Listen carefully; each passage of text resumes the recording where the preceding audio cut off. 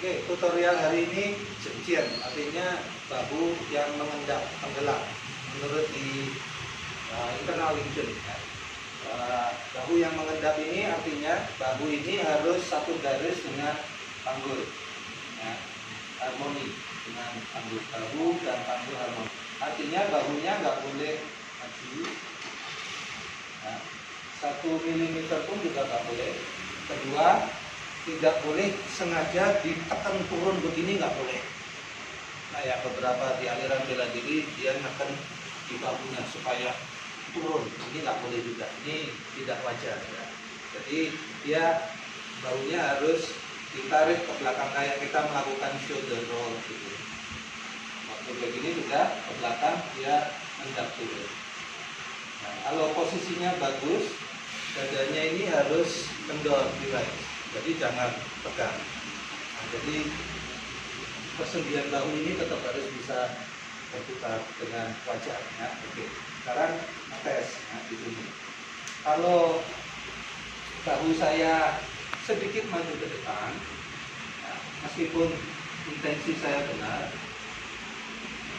tenaganya tetap tersendat di sini karena bahu saya relatif maju ke depan, meskipun tidak banyak, tapi ini sebetulnya sudah tidak selaras lagi.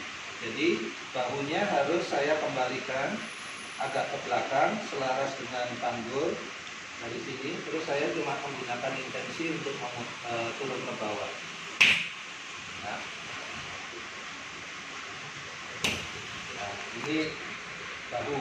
Nanti kita kembangkan, kita gabung dengan pelajaran yang minggu lalu, siku. Kekuatan dari siku, elbow power ya, siku yang mengendap, bahu mengendap, siku turun. Misalnya saya mau menarik dia. Ya, kalau bahu saya maju, siku saya tarik pun juga nggak bisa. Nah, sekarang bahu saya kembalikan lagi, saya cuma menggerakkan ujung jari saya aja ke sini. Nah, ini harus diam. Ini harus. Kalau bahu saya begini, kelihatannya kokoh kuat ya, tapi sebetulnya nggak kuat. Tenaganya stuck di sini. Jadi ini harus cuma gerakin tangan aja. Nanti kalau pas waktu ngangkat dia juga sama. Misalnya ini cuma contoh saja. Kamu tekan saya ke bawah.